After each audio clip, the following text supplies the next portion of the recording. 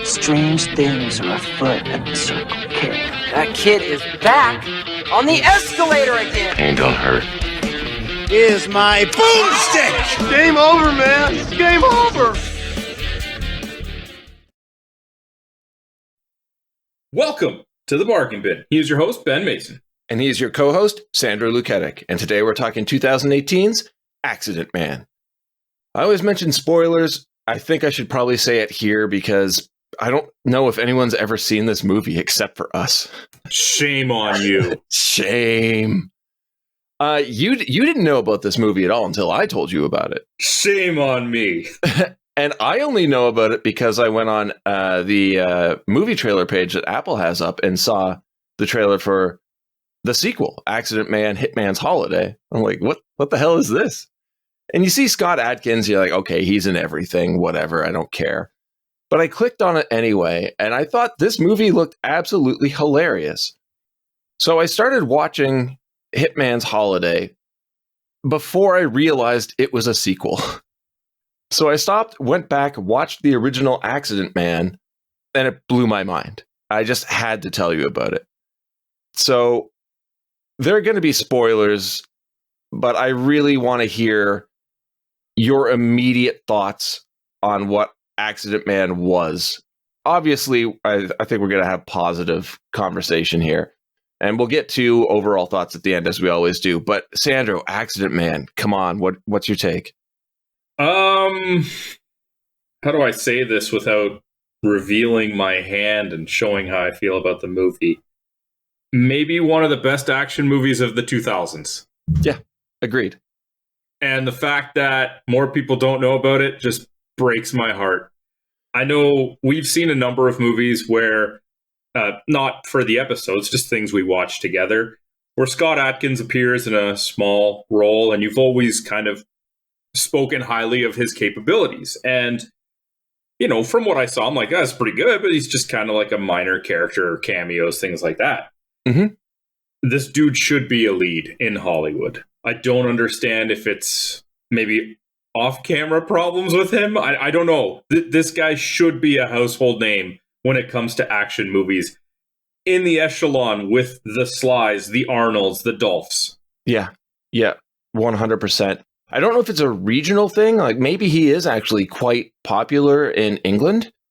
I hope that's the case. I don't know why he hasn't been able to break out in North America or worldwide even. Because if you look at his filmography, this man has been in everything. And he just keeps pumping out movies. I don't know how he does it. And then, it's bit parts here and there. But then you get quality stuff like Accident Man. And you're like, this should propel him into the larger spectrum, like you said. I feel like I cut you off there. I'm sorry. No, that was the whole answer. You said, I don't know how he keeps putting out these movies. I said, well. Yeah, he does it very well. I haven't seen him with a bad part yet. Yeah. You know, and I haven't seen too many, like, what was it called? Like Daybreakers, Expendables 2. What? I think it was like Day Shift. Day Shift. Sorry. Well, like everything I've seen him in, he was fantastic. Although minor roles up until this. And I actually did the same thing. I started watching Accident Man 2 with you. I never actually finished it yet, to be honest. I got to go back and do that. But got partway in and I'm like, I know this is a sequel and I'm enjoying it. It would be a disservice to not watch the first one first.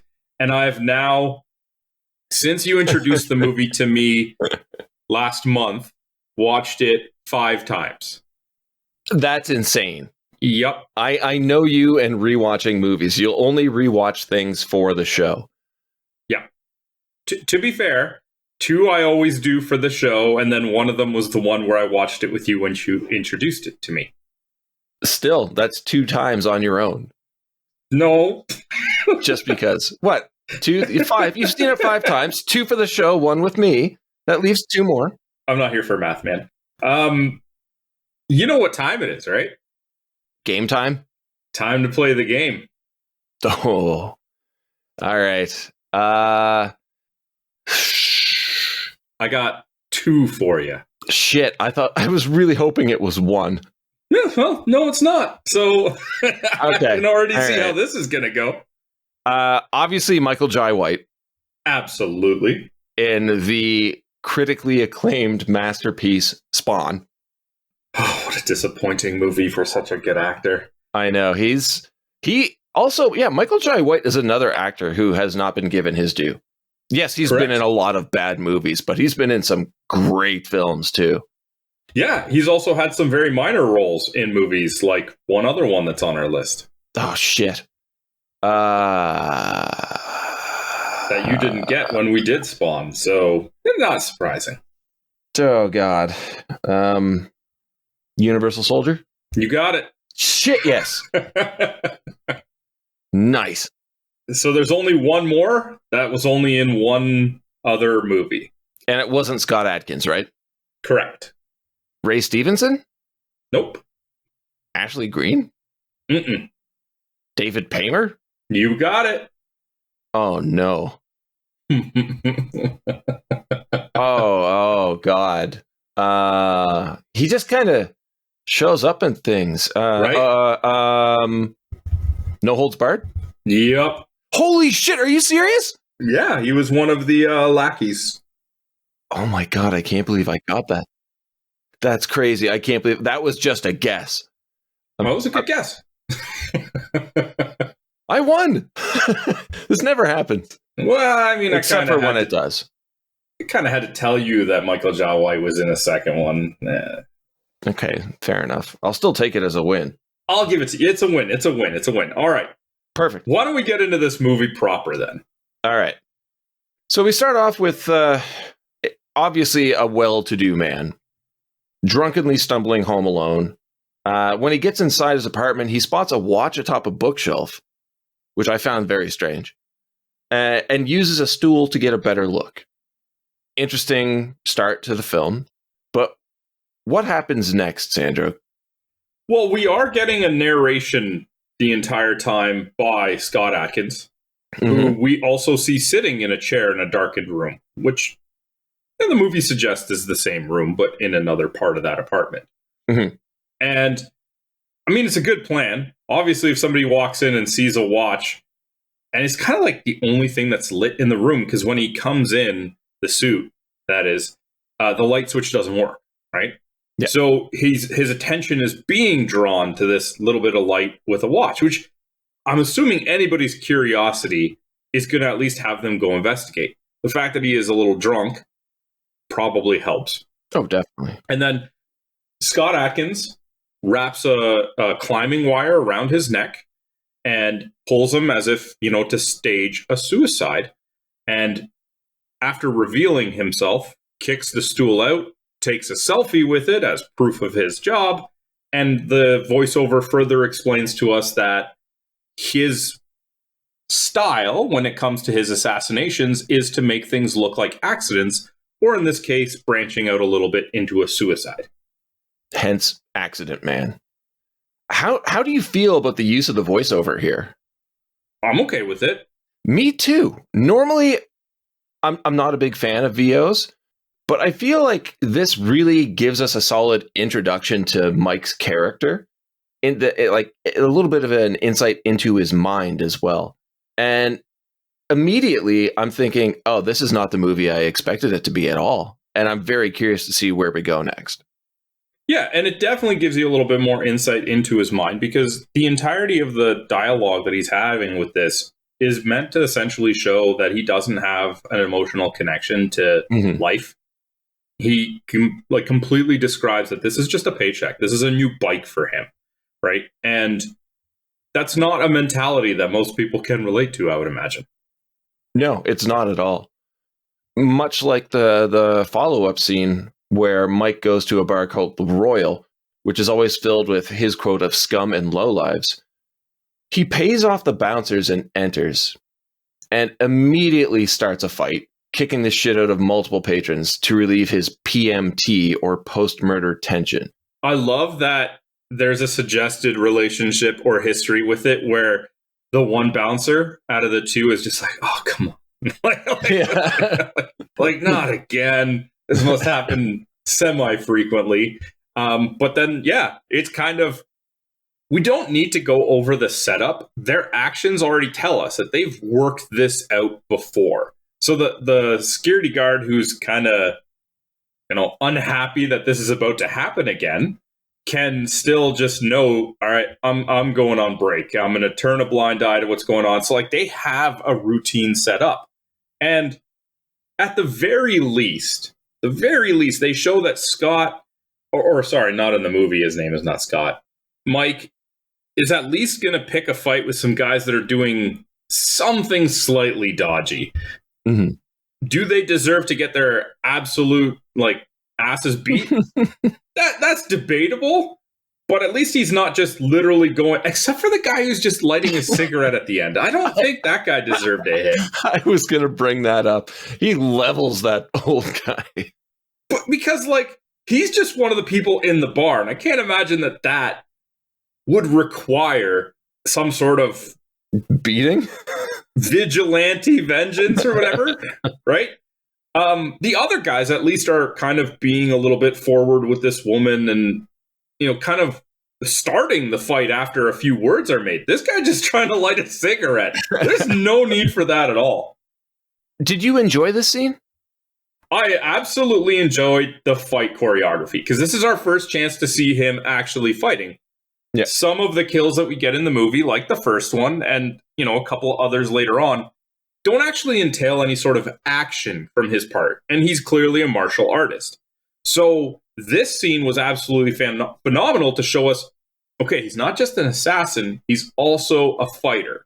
And that helps a lot. The only thing I didn't like about this scene, and it might be the thing that I dislike second most in the entire movie, is that he flat out calls out, thanks for helping me with my PMT. And it's just why? So stupid. It's pretty dumb. He throws the money on the bar, I guess paying for a drink or some damages, and almost does the wink and the gun to the girl that he helped. It's just you're doing so good. Yeah, this scene is really enjoyable. And the opening scene was as well. My problem is they don't go together. Because I love how understated Mike was in the opening scene. And here it's just a full-on, over-the-top action scene. Which is pretty much what we get for the rest of the movie. I just feel like the setup we were provided was a misdirect. And I don't know why they would have done that. Yeah, but they're so close together. I think it shows his versatility. It does. You are correct. It definitely does that. Because he is a very resourceful assassin who can assimilate himself to the situation for what is necessary. Could he have just walked into that apartment, killed the drunk guy with his bare hands? Absolutely. But he wants to kind of shed off any sort of tail that he might get from authority. Fair enough. Next up, Mike goes to the Oasis, basically just a pub for assassins, and we get intros to everyone here. So I'm just going to name them off, and I'm curious to hear your immediate reaction. You don't have to go in depth, just I like this, I don't like this. Carnage Cliff. Like him. Pretty much throwing those darts through the board. Yeah, he's just the big brute guy, and he's also stupid, which he is quite dumb, but it's almost endearing, even though the man is a monster. Yeah, I love this type of character. Poison Pete. Don't like him. Don't like him either. The whole reason I don't like him is that he might work as an assassin in the context of this world, but later on, when the assassins are actually trying to get Scott, it's this guy's completely ineffective. Yeah. I also don't know why he would be hanging out there. It seems like a place to relax, and he's just in a corner eating nuts or something, like a rat. Yeah, this doesn't even feel like it needed to be a bar. It has 6 patrons. It could have just been a basement. Next up, Mick and Mac. I love Mick and Mac. It's impossible not to. Yeah, I think they were done dirty in this movie. They really were. And this is Michael Jai White and Ray Park. It's nice to see Ray Park be more than Darth Maul. I would legitimately watch an entire prequel movie with these two as like a buddy cop in an assassin role situation, because they have great chemistry together, and they're, even when you just first see them, they're bickering. They're freaking fantastic. Yeah. I'm glad you brought that up because yes, they are fantastic. But the banter and bickering between the characters in this movie, some of my favorite parts of the film. It all seems so natural, believable, and it's really fucking funny. Yeah. Next up is Jane the Ripper. Not a fan. Torn. Why are you not a fan? It feels like it's trying way too hard to fit into a cliche where none of the other assassins are. Mm-hmm. Yeah, the story of the American army brat raised in Japan and trained by a disgraced Ronin. It seems like she has a really cool backstory, but never really given anything of value to do in the movie, except at the end, kind of. Yep. Finicky Fred. I love Finicky Fred. Fred's great. Part of that also could be the bit that I saw of the second one, because he evolves into a lot more of a sidekick role. Yeah. But even in this movie, in and of themselves, some of their interactions are phenomenal, especially the phone book bet, which we'll get to later. It's so good. I do like how Fred, he uses incredibly unique tactics, but overall doesn't really trust the internet or technology, which again comes up in the sequel in a pretty funny way. See, I have a bit of a problem with this. Okay. Because I get the whole not trusting the internet, fine, whatever. But like, they make a point of him picking his victims from a phone book. So he's not an assassin, he's just a murderer. I picked up on that as well. You don't need to use the internet if you're getting like dossiers on targets. Yeah. He's literally just picking people, and potentially very innocent people, out of a phone book to murder. See, I think he is using the phone book to test his tactics that he's developing, and then the successful ones he will use when he gets kill files. So yes, Sure. He is a murderer, 100%. He might actually be one of the most dangerous of all of them, but he's also the most lovable, I think. Yeah, you don't see Mike going and testing out his suicide run on some random person just for fun first. It's true. That is true. Finally, we get to Big Ray, played by Ray Stevenson, the owner of the Oasis. I love Ray Stevenson. How can you not? It's impossible. Honestly, he is literally the kind of guy that I would love to go to a pub and be a regular at, with him behind the bar, chuckling and telling stories. I think it would be absolutely terrifying, but I'm with you. Well, I would definitely not try to cross him. Oh, God, no. Oh, R.I.P. Ray Stevenson, too. Passed away not that long ago. But what a heavy-handed, undeniable screen stealer of a man. He is not on screen that much in this film. It's a shame, but he's in it enough. In every scene he's in, I forget there are other actors there, and I'm just paying full attention to what he has to say.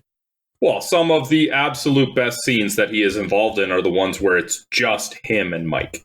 Yeah. We do get Fred's anaphylactic shock theory and Band-Aid idea, which is incredibly convoluted, but you know it's just going to come up later in the film. Feels like it should belong to the poison guy. No? You would think so, right? Yeah. That's got Poison Pete written all over it. Yeah. I have a note here, which we've already covered, but I just have to reiterate. The plot points in the story of the movie are great, but the characters are what really make it. And right down to the banter between them, like I said, with Mick and Mac, much like you said as well. I don't see this movie working with any different characters, but at the same time, I kind of want to see what else they would have come up. But before I can really even start thinking about that, we get what is probably the cringiest line of the movie. And I think you know where I'm going here. When asked about his new girl, Mike answers 26, body of an 18-year-old, brain of a 12-year-old. Right up my street. Yeah. And like, well, we're supposed to like this guy, and I get that this is posturing and just dude chat, but that's a rough one. That person doesn't exist. Yeah. It's just a cover-up for his pain. He doesn't want them to know that he is quote-unquote weak by still having feelings. So he just makes up this potential woman that, guys, I'm good. Look at me, I'm pulling a great one, you know? Yep, put on that happy face.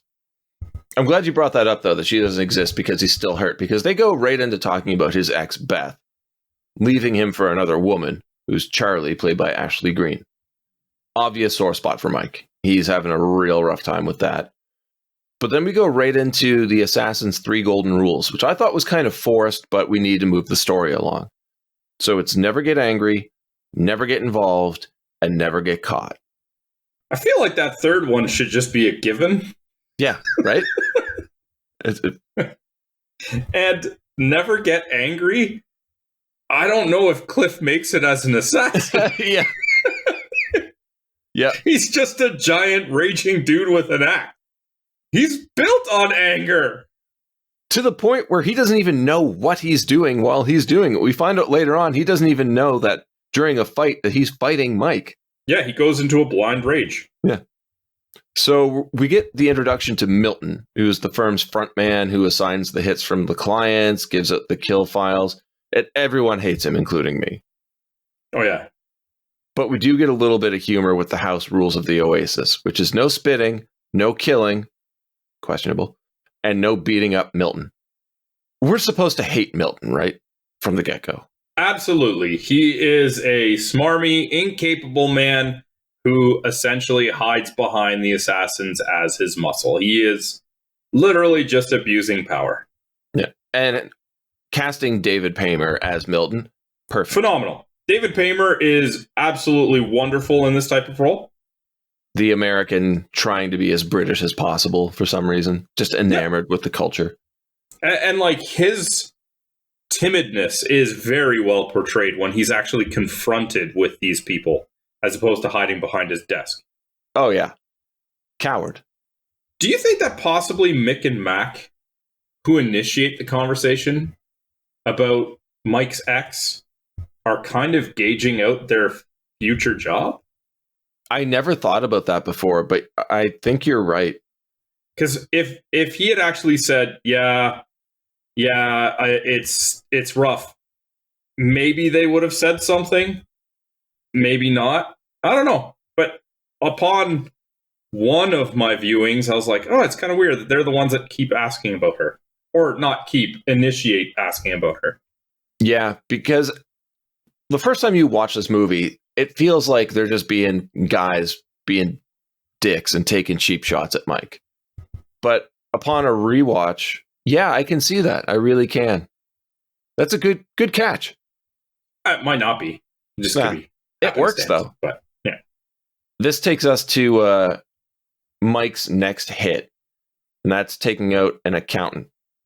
The method of which he does so is very, very interesting. Shooting out the wheel of a passing car using a plastic gas-powered rifle filled with shards of glass. Yes. So anybody investigating the death will assume that the accident happened when the car drove over the glass, blowing out the tire and letting it crash into this guy waiting for the bus. It's an interesting idea. Yeah, and Mike sets it up by saying he's been there like multiple days in a row waiting for the right scenario. So it's not just like, oh, this just happened to all fall in place. No, he was waiting for the right car at the right speed with the right trajectory. Yes. It's brilliant. Convoluted again, as I say. But this also gives us something that I love about this movie, and that is this is should be a really intense scene resulting in someone's death. We don't know anything about this person other than he's been targeted, and him being crushed by the car, his reaction I found hilarious. The driver's reaction is also hilarious. Like the tone in which he screams. Yeah. But like the really high-pitched, oh my god, I killed him scream. They're playing up the humor in a really dark situation. I think that's what you need to do in this movie, because Accident Man could take a really bad turn and try and be serious, and then it's just another shitty action film. But by bringing in bits of comedy here and there, it makes it feel fresh and really entertaining and enjoyable. Yeah. Except then we get PMT time again. Okay. I don't want it. Leave it out. I mean, yeah, it gives us more of Mike's voiceover as he freaks out while thinking about Beth. And apparently she was big into the Save the Earth movement, dangerously so as an environmental activist. Some of the plot points here are just really heavy-handed, this being one of them. Because you're like, oh, okay, well, that's going to be a problem later. Well, he says that, you can't go to a bar every time. So, that's why he's using a punching bag. But it's like, is that PMT time or is that just working out? Exactly. Like, I'm assuming you do that from time to time anyway, considering you're in phenomenal shape. Yeah. Mike gets a message from Milton saying he has to go pick up the payment for the hit himself. Okay, they're kind of showing us their hand a bit here with where the movie's going, because that's never been the case before, and this is completely out of the blue. Well, this is the payment for the metal band, right? No, the metal band is up next. So I think it's because he was rushed to kill the accountant, because if he did it by the end of the following day, he got double the reward. But Exactly. I thought that he kind of did both at the same time. Well, no, because the Satanic Mechanics concert it may be that night, but it does happen in the evening after this conversation. I really don't like the Satanic Mechanic kill. It's kind of unnecessary for the movie, really. Yeah, he just electrocutes them mid-song. Honestly, I thought it was kind of unimpressive. And then here is where Mike goes to pick up the payment. But he is very resourceful and observant, because the reason he's able to pull that off is because he can see they're stacking their amps. Like, it really kind of gives you some baseline knowledge that this guy is smart, and that's why the detective work later works. Yeah, it really does. I also enjoy how Mike is saying, like, what, halfway through the third song, he would have done the job for free. Yeah. It's good. The back alley payment, though, did you call setup? Oh, yeah. As soon as the voiceover said that that's never happened before, you're like, well, something's got to set this in motion, which it hasn't yet. And as soon as you get something that the main character is telling you, this is not what normally happens, you're like, all right, well, here we go. What did you think of the fight? I thought it was great. Yeah, it was really good. Obviously, Mike's going to destroy this guy, but I'm really starting to enjoy how we get a lot of story and humor and character development, and then it's like, let's take a break. Here's a crazy balls to the wall action scene. Then we'll get back into the previous stuff. Yeah, and then there's also like his humor while he's doing it, because he's like, I like to study pain, and he's asking the guy, did that hurt? Did that hurt?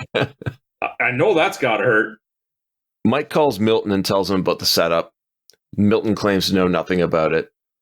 Didn't buy it for a second. Well, how are we supposed to? At this point, we already know that Milton's up to something. Yeah, and it's played fantastically by David Paymer. It is. Because you can tell right over the phone, you're like, this guy's lying. Which he's supposed to give you that impression.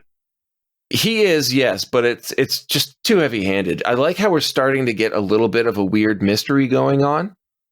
And later on, it builds and builds and builds. But when you already kind of give away the twist before you start really building the mystery, you're like, what's the point of the mystery then? I think that might be my major problem with the movie. Maybe one of two. So, I mean, I really shouldn't complain. It's a stellar film. That night, Mike gets a call from Charlie saying that Beth was murdered after a break-in at the apartment. Why? I don't know.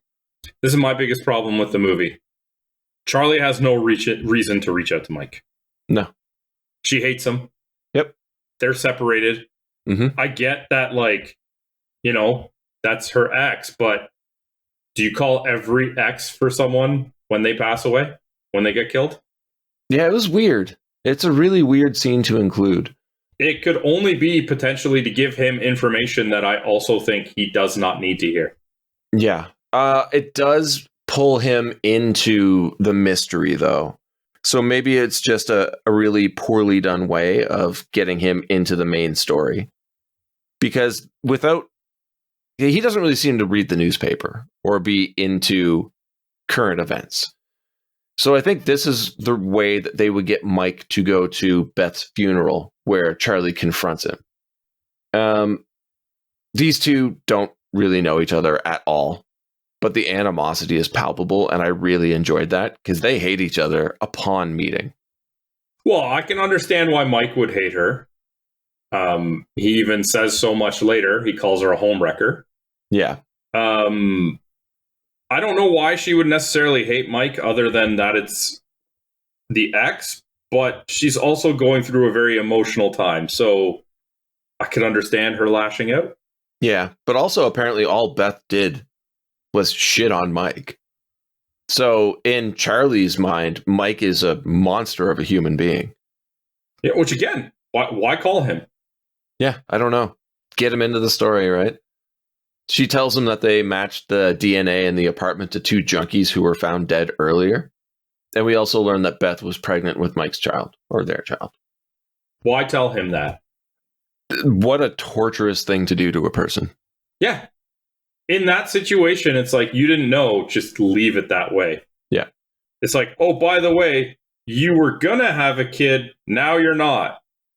Yeah. Thanks for telling me? Yeah. Horrible, mean, despicable move by Charlie. But again, it gives Mike more reason to dig into this mystery. Because he believes the dead junkie story to be a little too convenient.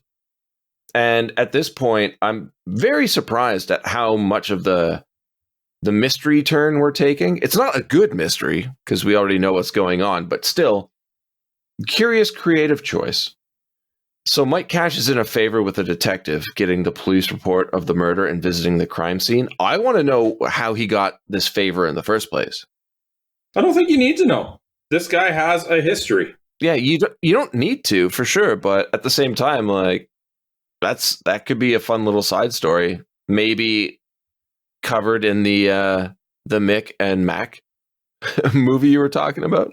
I'd be down for that. It'd be great. Have Mike as a side character.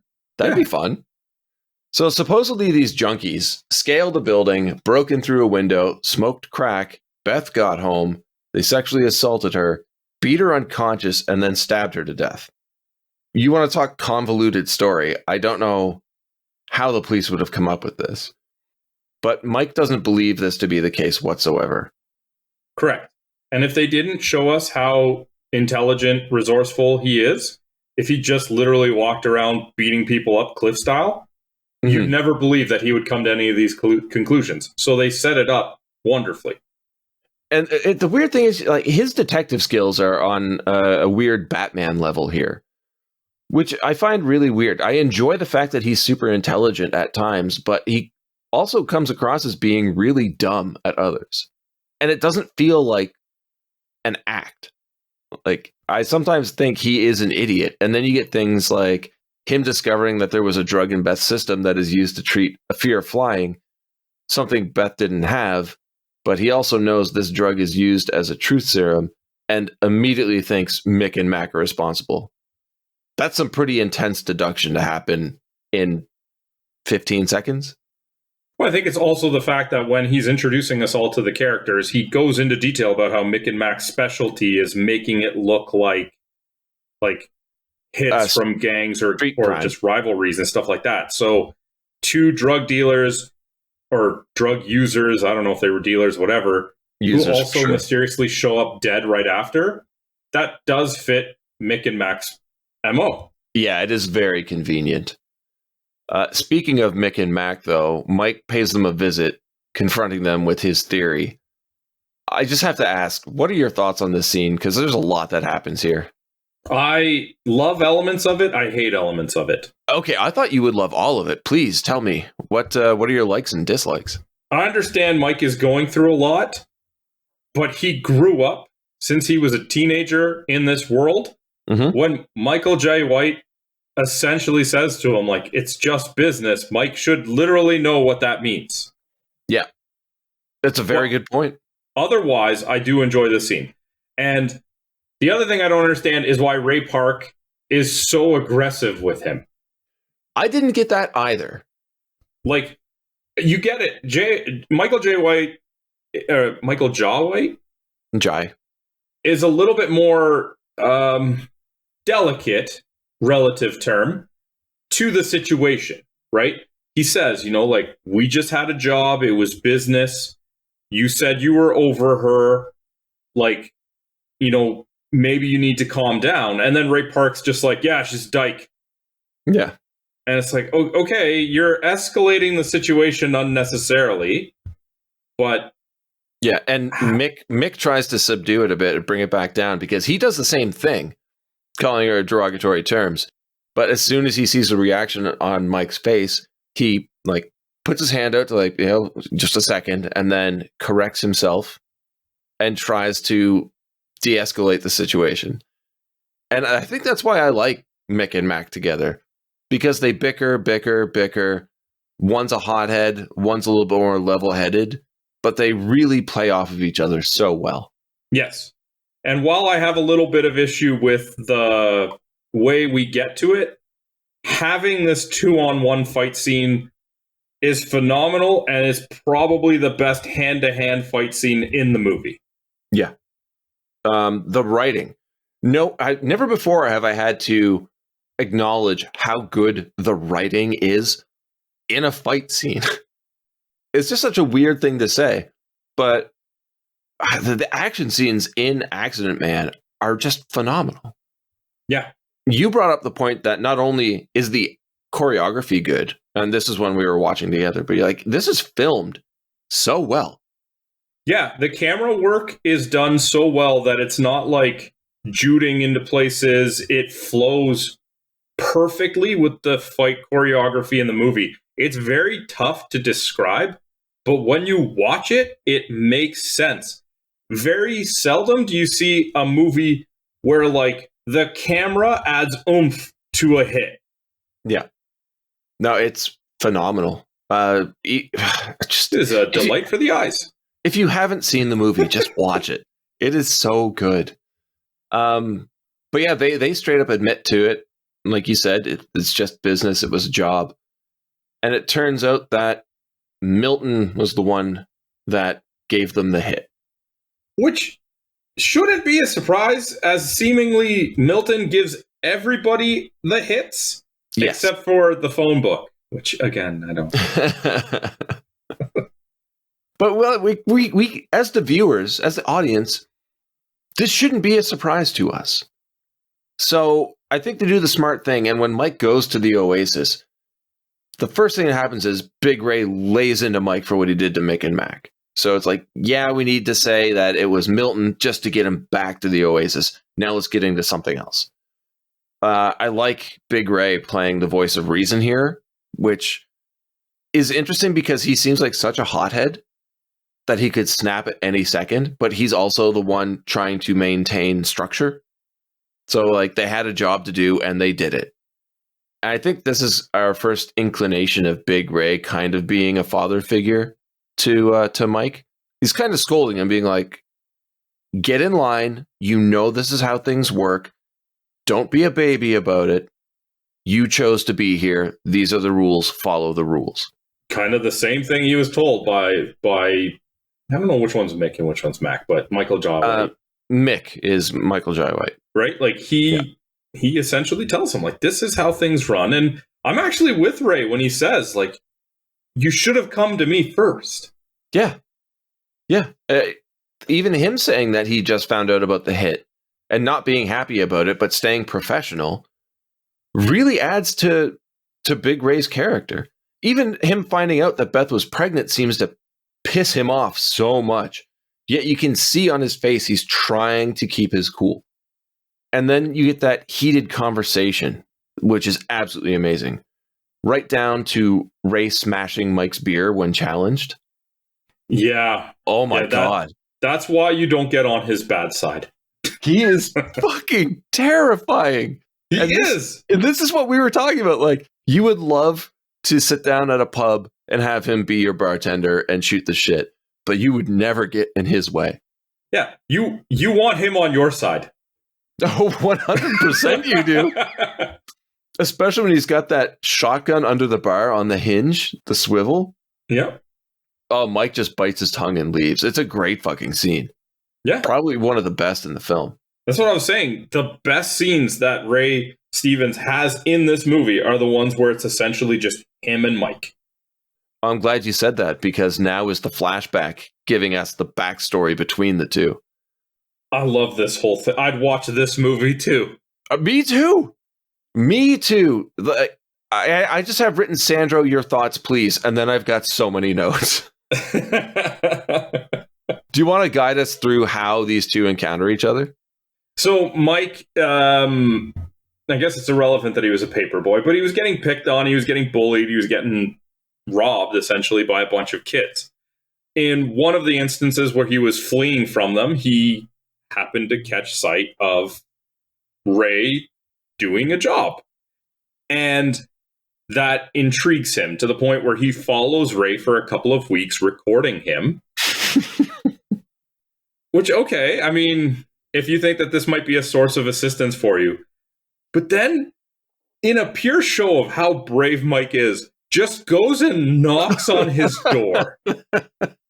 And even Ray is like, what is this person doing on my front step? And Mike calls him out. He's like, you kill people, right? He's like, what are you pulling my arm or whatever? And then he shows them the camera work. And we don't see anything. We just get Ray putting the camcorder viewfinder to his eye, but we get the audio. And it's just a chainsaw and a man screaming. It's so great. And Ray, the facial expression change is phenomenal. Where at first he's just like, oh, some paper boy is going to try and sell me a subscription. And then he looks in the camera lens and is like, wait a minute. He just grabs him and drags him inside his house. But yeah, the whole point, blackmailing Ray to help him kill the bully. What did you think about Ray showing Mike the kill room in his house? I don't think he was showing him. Oh, no. He was going to use that kill room. Luckily, Mike grabbed the plate, smashed it over his head, and kicked him. And this just kind of goes from Ray getting rid of Mike to furthering the conversation. And Ray is just kind of being overwhelmed with admiration for this guy's, like, courage, right? Yeah. He's like, hey, little puny kid, but he might have the right mentality. Yeah, I fucking laughed so hard when Ray's interrogating Mike and jotting every answer down in his notebook. He's like, how long you been following me? He's like, 3 weeks. He's like, okay, three weeks. All right. And he's just like nodding, like he's recording everything bit by bit. There's a great line too, because Mike's like, you're great at everything you do, except you might want to work on your surveillance. Because I was able to follow you the entire time. Like the chemistry, okay? The chemistry between Scott Adkins and Ray Stevenson, amazing. The chemistry between Leon Finnan, who plays young Mike, and Ray Stevenson, also amazing. Great writing, great casting. This movie it's just so entertaining and so well done. But yeah, like you said earlier, I want to see this movie too. This is fantastic. This is a hitman or an assassin training a protege, and we could have gotten so much more here. What is defenestration? The act of throwing someone out a window. Yes. Young Mike breaks into the bully's apartment and attaches money to an antenna on his balcony. So the bully comes home while Mike's hiding, sees the bill, and tries to reach it as Mike shoves him off the ledge. Come on, Mike. Yeah. You couldn't have worn a mask, a hoodie, something, anything to conceal yourself. No, nothing.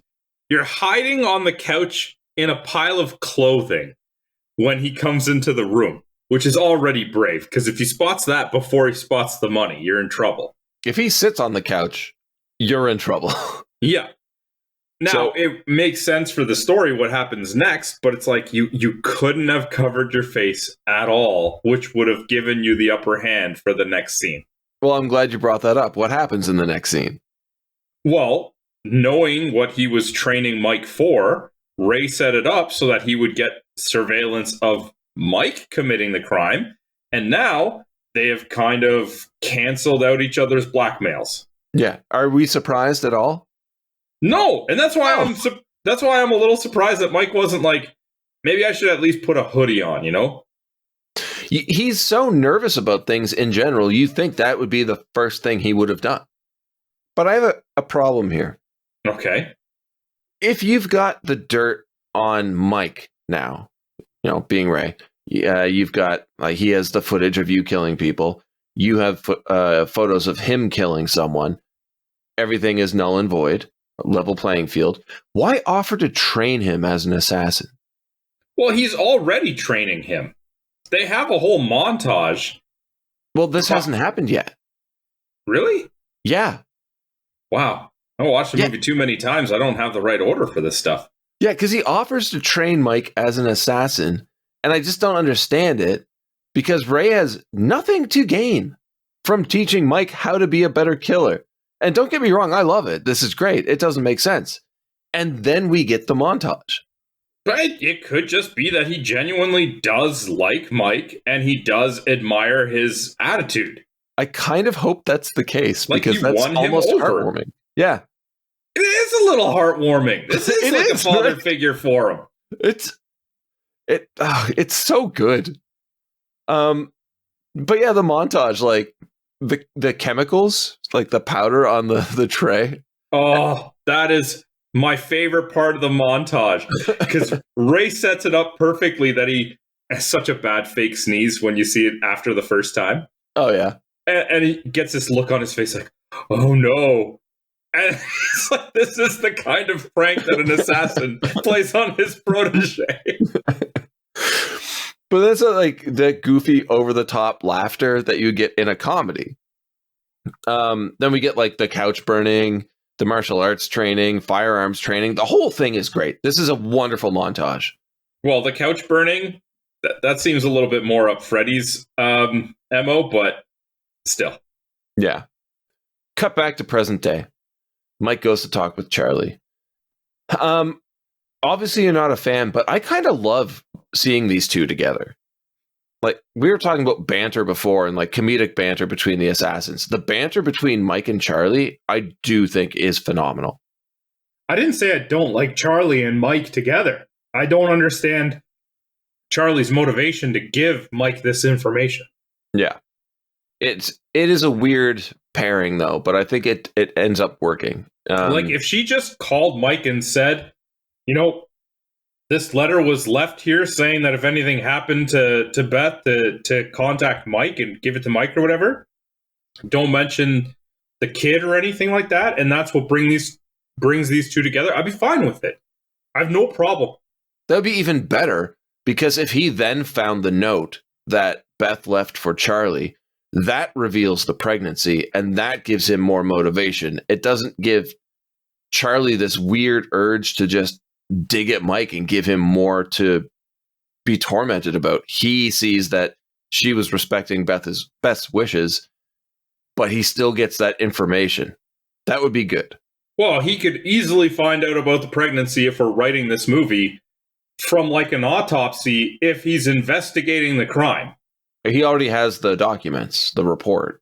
Exactly. So he can see on she was with child when she died, and then he can grill Charlie about it, and Charlie can tell him it was his child. I'm not saying that it would be perfect, but like, there are ways to do it where it just doesn't make it seem like Charlie's just trying to stick it to him. Yeah, it could have been done much better. But yeah, Mike, as I said, Mike tells her that Beth was assassinated, and then Cliff just fucking bursts through the door.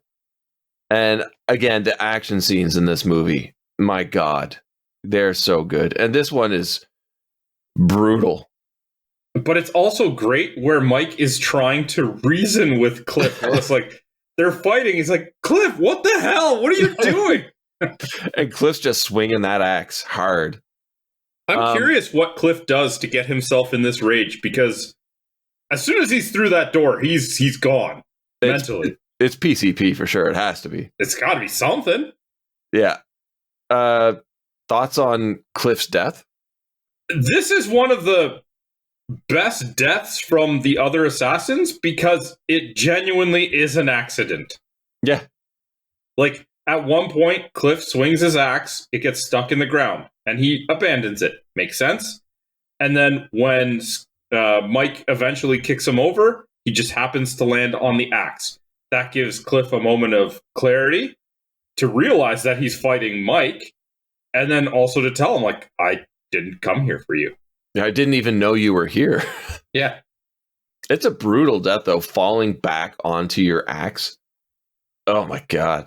Although you're saying this is the one that does look like an accident. Yeah. Except for the fact that that place is destroyed, and there was obviously destroyed by an axe, and there's a man who is now laying on said axe. I don't mean for the public. I mean for when he's actually killing the other assassins, his intention is to kill them. Yeah. Maybe out of self-defense, but this one is an accident. Yeah, he doesn't mean to kill Cliff. If Cliff had just gotten some clarity, I'm sure he would have just walked away like he did with the first fight with Mick and Mac. Yeah, but he's not Clarity Cliff. He's Carnage Cliff. No, I get that. But that's why this is perfectly done so that... And even later, when Mike is telling Ray that, you know, the other assassins are gone, he even says, like, oh, and with Cliff, well, that's just unfortunate. Yeah. This makes me remember something from earlier in the film, too. The setup in the alleyway. Even after he breaks that guy's neck, he tries to set it up to look like an accident. Well, yeah, because he doesn't want any attention drawn to himself.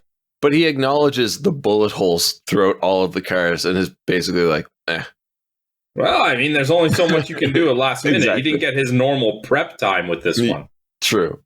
There is a good one. There is a good part of that scene that I also forgot, though, too, where he gets the guy in, like, this reverse headlock. Yeah. And the guy's like, I'm not going to tell you anything. And Mike's like, I'm not asking. Snap. But yeah, by Cliff acknowledging that he didn't even know that Mike was there, the hit was on Charlie. Yeah. Love that. And now we get more plot because Beth was looking into an oil company that wanted to drill in the North Sea. And she backed up all of her research on her father's computer, which I find strange. But Charlie goes to get the data. And then we get probably one of the funnier scenes of the movie, and that is Mike confronting Milton at the massage parlor. Oh, this is great. First, he has to get by Milton's bodyguard, Fred, though. I love Fred so much. He's just sitting in the waiting area. And yeah, like one of the muscles from the actual parlor is like, you want me to get rid of him? And he's like, yeah, I think you should. I think so, yeah. And Mike just knocks him out with one punch, and he's like, oh, on the other hand. Yeah, yeah, I have written it as like, do you want me to remove him? I think so, yeah. Quick elbow to the face, knocks the guy out, and Fred just goes, he's in the back. Well, Fred's not going to be able to do anything. No. What do you think about Mike interrogating Milton after knocking out the other Russian muscle? I love that the Russian muscle, after he gets hit with, I don't know, it kind of looked like a bedpan, but... Yeah, I think it looked like a dumbbell to me. Maybe. This is kind of dark and quick. It was. But, like, his weight is what pins Milton down. After a bit of abuse, Milton gives up the name Leonard Kent, but that's it. You've brought this up before, so please, Sandro, tell me and the listeners about the confrontation between Mike and Fred as Mike leaves the parlor. So as Mike is leaving, Fred indicates that he got a phone call from Ray and that he is supposed to bring Mike back to the bar. And I guess Fred happens to have a knife, you know, whatever. I'm sure he carries something. But he's not a fighter, and he's even telling Mike, like, I don't know what to do. I'm stuck. Right? Like, and Mike, you know, grabs his phone book and said, well, you're a betting man. If I open this page to if I open the book to a random page and the name in the top left is over 5 letters, you can take me in. I won't resist. And if it's under, you let me go. And even then, Fred is like, okay, but just don't tell Ray I let you go. And as he starts flipping through the book, he just cocks back and knocks Fred out with it and walks away. And I'm pretty sure we both laughed hysterically when we were watching this together. It's impossible not to. Everything in this scene is perfect. Everything. It's one of the funniest scenes in a movie that I've watched in recent memory. there is so much charm. We talk about charm a lot on this show, but this is a very charming scene because this is the heart of what Accident Man is. It tells you a bunch of story in a short amount of time with some of the best humor and action. And this scene lasts, 45 seconds? Yeah, it's a very quick one. It's great, though. Charlie's retrieved Beth's research, makes at least makes plans to meet up with Mike. But though we're back at the Oasis, and Big Ray screaming at Milton. Fuck, he's intimidating. Yeah. And, Ray is kind of in a bind here, too, because you could tell he's not happy with what Milton did at all. Mm-hmm. But he also has to, keep order. Yeah, and he does so by belittling everybody, too. The way he attacks Mac and Mick is pretty harsh. Yeah, but they get him. Like, exactly. He says, you guys are these two military trained guys, and you couldn't beat up one dude. And they're like, well, you trained him. He's like, yeah, right. But yeah, Ray actions a hit on Mike because of Cliff's death. Mike and Charlie meet on a bus and we get the lowdown of what Beth was into. So Archie Rudd is an accountant feeding Beth info about skeezy tactics the oil company was using to get their deal passed. And right before they were going public with the info, Archie stopped responding. And that's because he was the accountant that Mike killed earlier in the film with the car. Bringing it all together. Milton was pulling the strings. I really enjoyed that, though. Yeah, of course. Yeah. And Leonard Kent, who we learned about from Milton, is a partner in the same firm. So obviously Mike is going to go pay Leonard a visit. I feel like the movie is really starting to fly by here. Yeah, because now we're getting into the more action scenes and less time in between. Yeah. So obviously this is going to be a swift beatdown. And it's pretty good. Even more talk about defenestration. We learned that Atal Zim is an oil tycoon. He needed things to stay quiet, so an American put out all of the hits. We all know this is Milton, obviously. Leonard even says he has recordings with the American. Perfect. Yep. Now, I don't need that much detail in this. I need just enough to get me to the next action scenes. Which happens right away, because during the interrogation, Mick and Mac arrive, and crazy action scene. Next note just says, R.I.P. Leonard. Yeah. Well, I mean, he even asks Mike, you're not going to kill me if I give you this tape recorder thing, right? He's like, no, but then Mick and Mac come in, guns a-blazing, and kill him instead. Where would you stack this action scene compared to the others? It's not as high. It's a lot more firearms. I mean, he does kick a grenade, so that's pretty fun. Points for that. Although the grenade doesn't set the place on fire, so it's not very realistic. Top points. Top points. That made me so happy. And I love how one ends up killing the other, and he's just like, oh my god. Yeah, Mick accidentally kills Mac. The hand-to-hand combat between Mick and Mike, some of the best in the movie, as short as it is. It's very entertaining. But yeah, Mike doesn't kill Mick, but takes him out. And then Pete arrives, only to be thrown over a railing to his death. Yeah, which, this doesn't... Like I said, his character works for being an assassin. Doesn't work for any of this, because, why would we at any point believe that he would try to fight hand to hand? He poisons people. And also, when Mike was telling us that Pete is an expert at poisoning people, here Pete just jumps on his back with a cloth covering Mike's mouth, and Mike fights him off easily. He's like, Jesus Christ, what the fuck is that? Chloroform? That is the most basic way to attack someone. Yep. Here's another part that I'm not overly keen on. He tells Mike that he was always his prized hit. Why? There's no indication that they didn't get along previously. Well, Pete didn't get along with anyone. There's a repeat of this later where essentially we get the same thing from Jane. Yeah. It's like, okay, well, why do you all want to kill Mike all of a sudden? Because Mike's the golden boy, maybe? Maybe, but it feels weak to me. Yeah. Well, there's also that weird cheap shot I didn't understand. After Pete's already dead on the ground, Mike goes downstairs and just stomps him in the face. Yes, make sure you finish the job. And then Fred shows up. See, now Fred's attitude, I understand a little bit more. Whether he's, physically capable or not, he's reluctant. He's in a spot. What am I supposed to do? Yeah. Mike just knocks him out. Which, again, Mike doesn't want to kill him, obviously. I don't think Mike wants to kill any of them. He has to fight back. I think he definitely wanted to kill Mick and Mac in the first scene where they fight. He was definitely going for it. But yeah, he takes the poison bandages from Fred and leaves. And now also noticing that the brand is Adkins. Scott Adkins, come on now.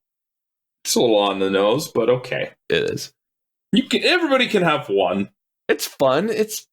Come on, it's comedy, right? You can have one. Mike arrives at Zim's mansion where Jane is acting as protection. And here we get the fight between Mike and Jane. I have thoughts here.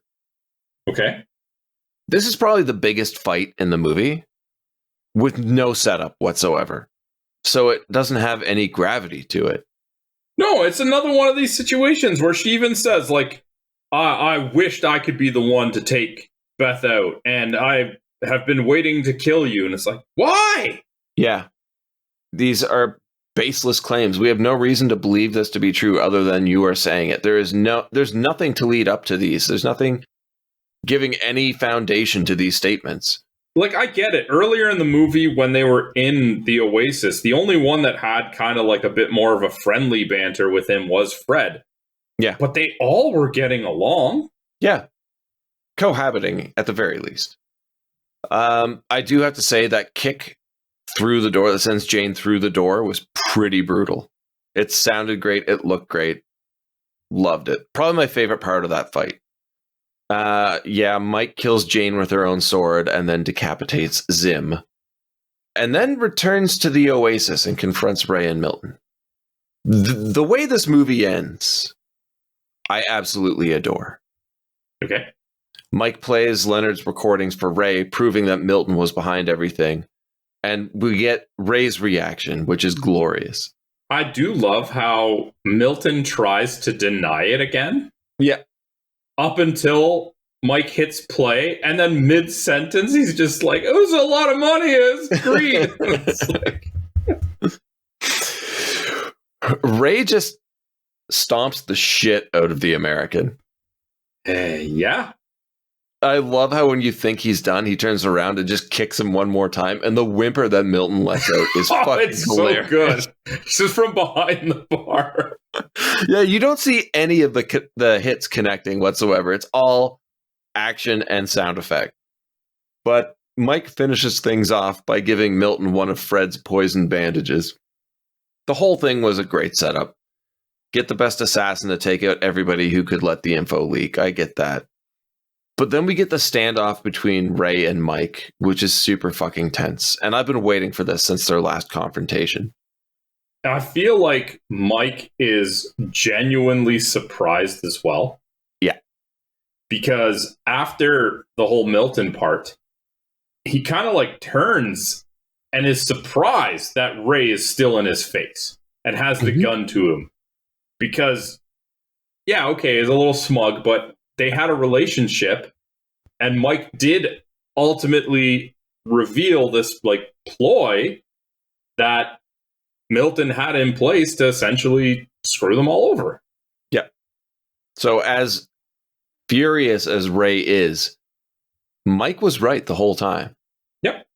Yeah. It's a great dynamic. I love it. Ray lets Mike leave with a warning saying never set foot in the Oasis again and always watch his back. I'm actually surprised that Ray let him live. I really am. Because their relationship was genuine. Yes. And I felt like we were led to question that throughout their interactions. Because I thought that was going to be the big showdown. Ray versus Mike. And it wasn't. And that makes me so happy. Huh. Because, what? No, I never got that. Really? Okay. I mean, how many times do you see an action movie where partway in you get the mentor protege, and then at the end the two have to fight each other and the protege wins? Yeah, it's a very common trope. That made too tropey. Exactly, but I think I was so impressed with the movie at one point. I'm like, it has to get bad, right? It's not going to stay good. It can't, but it does. And Mike rides off on his motorcycle with words to live by. Never forget your past. Don't worry too much about your present, and live life like there's no tomorrow, because you never know, an accident might just be around the corner. And then we roll credits. Immediately I'm thinking, holy shit, they actually stuck the landing with this movie. Yeah. It ends on a high note, and it succeeds. That's why I needed you to watch this movie. Because it really should have been a massive flop, and it just wasn't. There's so many good things about it. But why does nobody know about it? Was it the budget? Was it the release? Profits? Because I couldn't find budget or gross for this movie. Oh, that's a shame. I know. I don't know how much it cost. It looked really good. I don't know how much it made, but no one was talking about it. However, it did get a sequel that had a limited theatrical release. So it must have done relatively well. So with that, I say we get into the reviews, because maybe that's why this movie is, it's 2 movies deep based off of a comic strip. Maybe we get a third. What do you think this movie did on IMDb? 8.1.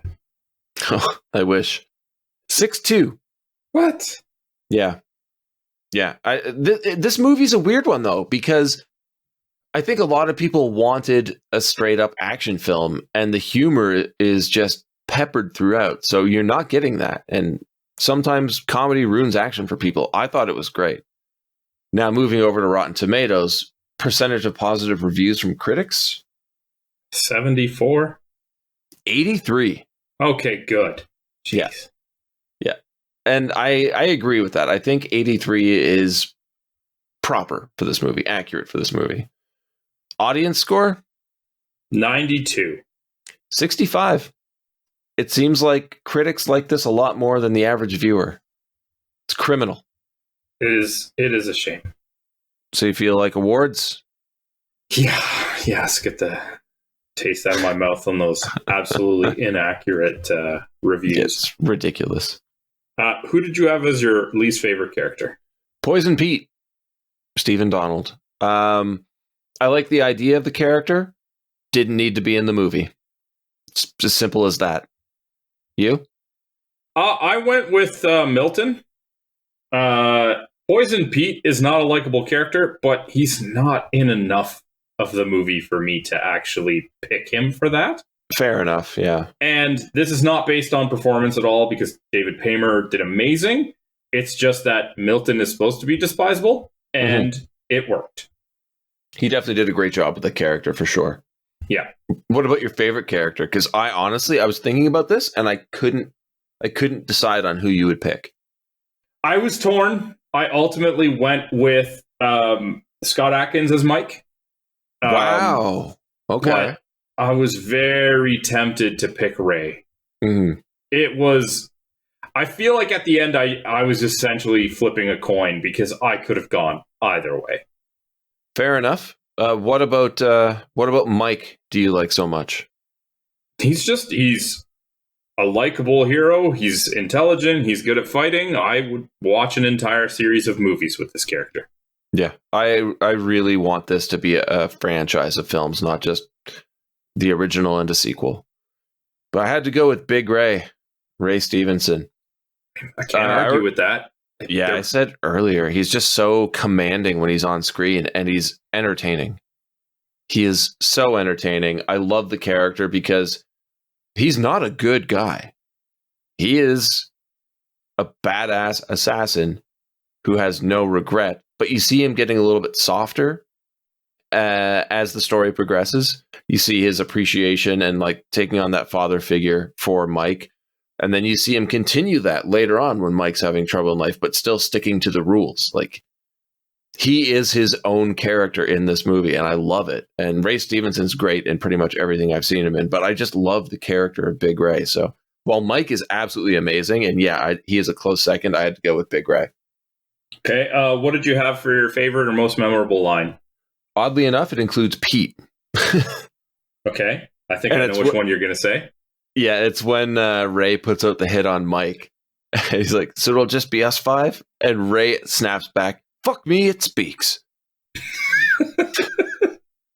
Like, Ray has no fucking time for anyone. He's going to belittle you and get his point across immediately. I love that character. You?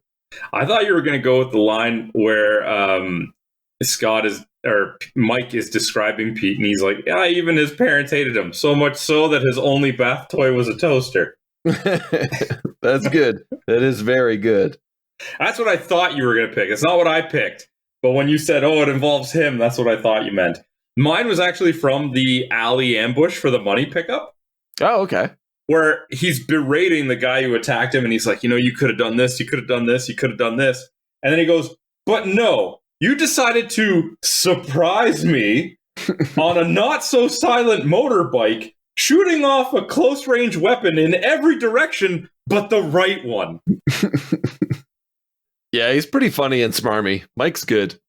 Oh, it was so good. And it's exactly it. There's like that hint of sarcasm that I've always loved in my protagonists. Yeah, that makes sense for you. It totally does. Yeah. What's your memorable scene? The crime investigation. Honestly, I know it's very Batman-esque, especially if you've played any of the Arkham games, where like they even recreate what's going on in his mind. But it comes together so well. I think it's done ingeniously. Some of the motivations are questionable, but that doesn't mean that they didn't absolutely nail the execution of it. Yeah. Yeah, it's hard to argue that one. Very well done. It is a standout scene in the movie for sure. It's not an easy pick, though. There's a lot of good ones to pick from. Yeah, I'm torn between two, but I'm going to have to go with the montage of Big Ray training Mike. It's just so fucking funny. See, the problem I had, because the other two that were in heavy contention for me were the fight against Mick and Mac in the dojo. Yeah. And the other one was the Ray training him. But I'm like, this feels like so much more than a scene. Like, it's a whole segment of the movie. And I can't pick, like, I would have had difficulty picking between the montage at the beginning of it or at the end of it and the interrogation when, like, Mike first approaches Ray and they're sitting at the table and Ray is, like, mouthing things as he's taking stuff down on his notepad. Like, nodding. It's just way too long to call it a moment or scene, even though it's all phenomenal. Yeah, for me, it was the montage as soon as the music starts and you take out any dialogue. But that entire scene, that backstory is my favorite part of the movie. Easily, yeah. The runner-up for me for memorable scene, why I was having trouble picking, was Ray kicking the shit out of Milton at the end of the movie. No. There's so much comedy in one of the most violent scenes. It's tempting to say that the best line was Milton's squeal from behind. It really was. That's a very good point. Because we like over an hour and a half into the movie, and I'm still laughing. Like, normally the comedy has tempered out a bit, but even then, like, I'm cackling at points in this movie. Okay, so final thoughts on Accident Man. Absolutely amazing. It's a wonderful film. I highly recommend it to everybody. Scott Adkins, his charisma is, I mean, we likened him to the British Ryan Reynolds, right? I believe I said that when we were watching the movie, yes. Yeah, he commands your attention. Handsome man with perfect delivery, a wonderful actor. His martial arts abilities are top notch. Like, I don't even know how you describe that. The movie is well written. It's well acted. There's a bit of mystery. The action's great. The comedy's great. And when it's over, you just want more. Like, it's a hidden gem. And I wish more people would watch it. And that's why I say watch Accident Man. And when you're done, go right into Accident Man, Hitman's Holiday, because somehow, I don't know how, but they make it even funnier. And the action scenes are on par. What are your thoughts on Accident Man? Oh, the only thing that I can think of now is why don't we have a martial arts Parent Trap with Ryan Reynolds and Scott Adkins? Honestly, I can't say much more than I already have. Watch this movie. Give Scott Adkins the recognition that he's so severely deserves and is not receiving. Yeah. Probably one of my favorite movies I've seen this year. And it's November 23rd as we're recording. So take that into account. You know me, man. I'm an action movie guy, and this one is found its way like near the top of the list. Yeah, same. So those are our thoughts on Accident Man. If you'd like to share your thoughts with us, you can hit us up on social media. We're on Twitter at BSBargainBin, Facebook.com/BSBargainBin, BSBargainBin.com, and YouTube.com/@BSBargainBin. If you've made it this far, please leave us a like, subscribe, leave a comment. We are getting buried in the YouTube algorithm, and we could use any help if you enjoyed the episode. Ben. Yes. Feels like it's been a while. Mm-hmm. Because I think you picked a movie that I'd seen so recently. I'm kind of waiting for a movie I haven't seen. Oh, I've got one. Oh, I don't like how you say that. So, with reluctance, I ask, what are we watching next week? I have been torturing you with the threat of covering this movie for years. So, next week, we're going back to the 90s. And we're going to cover 1996's Don't say it. Biodome. Oh,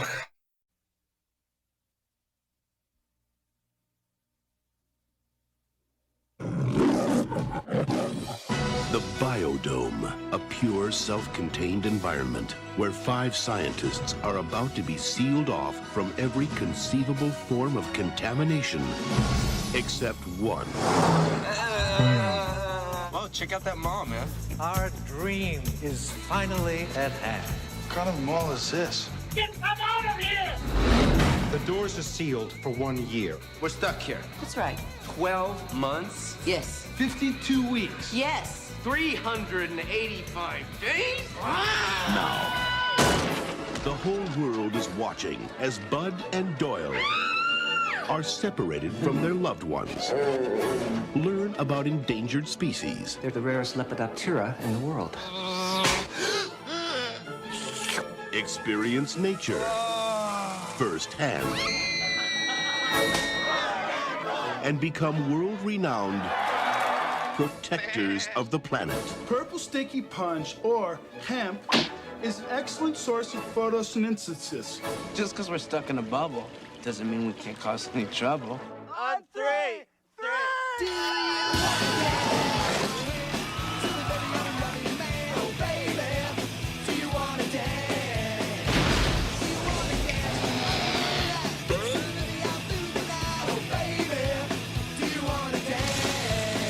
This winter, Welcome to paradise! Pauly Shore and Stephen Baldwin Trick or treat! are doing whatever it takes I feel like a duck-billed platypus. to put the mental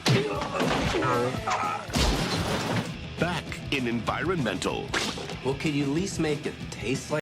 until next week, have a good one. All the best.